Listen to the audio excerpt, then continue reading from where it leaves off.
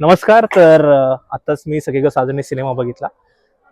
बऱ्याचशा गोष्टी अशा आहेत ज्या हायलाईट कराव्याशा वाटतात, की तिन्ही कलाकारांनी जे काम केलंय ते खूप म्हणजे तुम्हाला ना ते स्वतःसोबत त्या सफरीला घेऊन जातात. जी गोष्ट सिनेमा बघून अर्धा तास झालाय, पण जी डोक्यामध्ये माझ्या राहिली ती म्हणजे एंडिंग.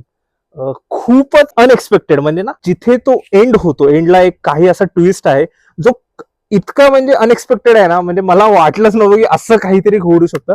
आणि आणखी एक गोष्ट जी मला थँक्यू बोलायचंय अभिषेक जावकर सर यांना, बिकॉज त्यांनी इतका सुंदर सिनेमा, इतकी सुंदर कॉन्सेप्ट या सिनेमाची आणले प्रेक्षकांसाठी. बिकॉज त्यांनी ही कॉन्सेप्ट आणली, त्यांनीच सिनेमा लिहिलाय, त्यांनीच दिग्दर्शित केलाय.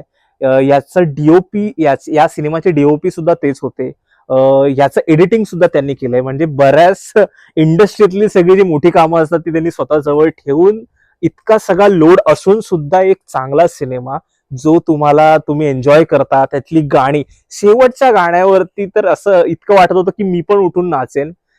आय होप तुम्हा सगळ्यांना हा सिनेमा आवडेल. याचा एंड तुम्ही तुमच्या सोबत एक स्माइल, एक छान स्माइल, एक आठवण तुम्ही घेऊन तुमच्या घरी जाल. सो आय होप तुम्हा सगळ्यांना हा सिनेमा आवडेल. लवकरात लवकर बघा आणि सबस्क्राईब करायला विसरू नका मराठी एंटरटेनमेंट बज.